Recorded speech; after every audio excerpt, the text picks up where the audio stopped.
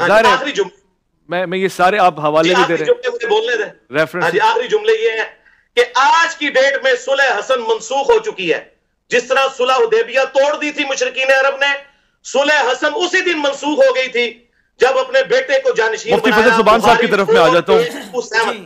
مفتی صاحب منسوخ ہو چکی ہے صلح، جو کچھ ہم سن رہے ہیں کانوں کو یقین نہیں آتا. تک کے لیے صلح حسن کو منسوخ کر دیا. وہ کہہ رہے ہیں صلح منسوخ ہو چکی ہے، شرائط پہ عمل درآمد نہیں ہوا. آپ ذرا بیان فرمائیں. اور پھر جھوٹی روایتیں پیش کر کے ایک ماحول بناتے ہیں.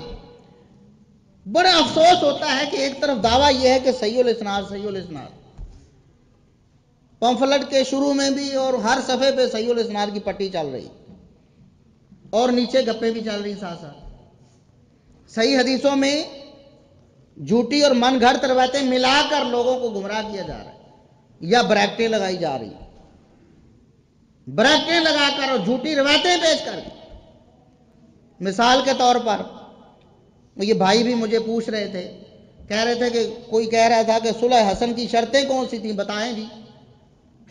سیدنا حسن رضی اللہ عنہ نے جب صلح کی تھی کچھ شرطیں تھیں جن کو سیدنا معاویہ رضی اللہ عنہ نے بعد میں ان پر عمل کیا نہیں، ان پر عمل نہیں کیا، بدعہدی کر دی.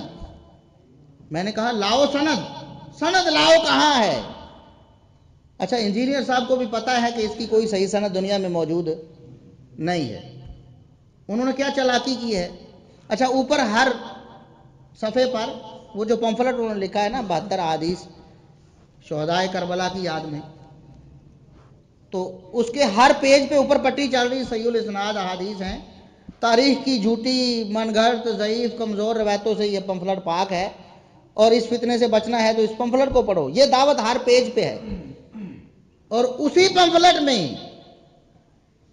پمفلٹ کے اندر یہ بات درج ہے کہ سیدنا حسن رضی اللہ عنہ نے جو شرطیں رکھی تھی نا، ان میں سے ایک شرط یہ تھی کہ اپنے بعد کسی اور کو آپ نے نامزد نہیں کرنا.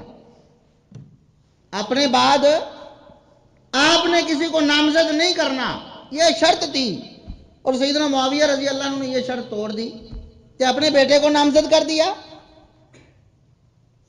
اس کی کوئی صحیح سند دنیا میں موجود، یہ اتنی بڑی گپ ہے، یہ جھوٹ ہے، بہتان ہے.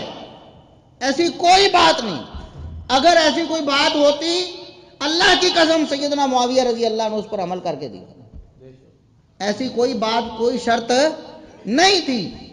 اب صحیح الاسناد کا جو ایک پروپیگنڈا ہے اس کے تحت جو لوگوں کو جھوٹ ٹرانسفر کیے جا رہے ہیں نا دھڑا دھڑ، اس میں سے یہ بھی ایک جھوٹ ہے. لوگوں کو بتاتے ہیں جی یہ لوگ بے سند باتیں بتاتے ہیں، ہم صحیح الاسناد بتاتے ہیں. ہم کہتے ہیں کہ صلح حسن کی جو شرائط صحیح الاسناد پیش کر. اب کیا کہتے ہیں جی فتح الباری میں لکھی ہوئی ہیں یہ شرطیں. اور بھائی فتح الباری میں اور بہت کچھ لکھا ہوا، آپ مانتے ہو فتح الباری کی ہر بات کو؟ جب آپ کا نعرہ یہ ہے کہ صحیح الاسناد اور ہونا چاہیے، بالکل ہونا چاہیے، اور صرف نعرہ نہیں عمل بھی ہونا چاہیے، تو صحیح الاسناد لے کے آئے. ایسی کوئی شرط صحیح سند سے دنیا میں ثابت نہیں. اب پروپیگنڈا یہ ہے کہ جی بدعہدی کر دی اور جو صلح حسن کی شرائط تھیں انہیں پامال کر دیا، وہ شرائط بعد میں ان پر عمل نہیں کیا. حالانکہ اللہ کی قسم ایسی کوئی شرط وہاں پاس ہوئی نہیں، پیش بھی نہیں ہوئی، پاس ہونا تو دور کی بات، ایسی شرط رکھی بھی نہیں گئی. اس طرح کے پروپیگنڈے پھر کیے جاتے ہیں لوگوں کو گمراہ کرنے کے لیے. تو ہماری دعوت فکر ہے کہ آپ لوگ علماء سے رابطہ رکھیں اور علماء سے پوچھیں کہ ان باتوں کی حقیقت کیا ہے. اچھا یہ جو صلح حسن کی شرائط کا افسانہ ہے یہ سراسر تاریخی ہے، اس کو اپنا دین ایمان سمجھ کر آگے پھیلا رہے ہیں صحابہ کرام سے بدزن کرنے کے لیے.